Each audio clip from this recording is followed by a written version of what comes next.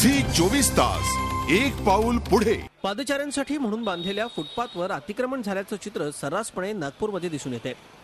महापालिकेचे सर्व नियम धाब्यावर बसून फुटपाथचा शहरामध्ये दुरुपयोग होते।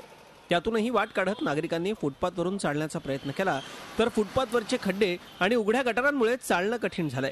या संदर्भात वारंवार तक्रारी करूनही महापालिका प्रशासनानं दुर्लक्ष केलंय। तीच गत अतिक्रमण हटाव मोहिमेची। अनेक तक्रारीनंतर पोलिसांच्या मदतीने अतिक्रमण दूर केलं जातं, मात्र कारवाईनंतर पुन्हा फेरीवाले आणि दुकानदार फुटपाथवर अतिक्रमण करतात।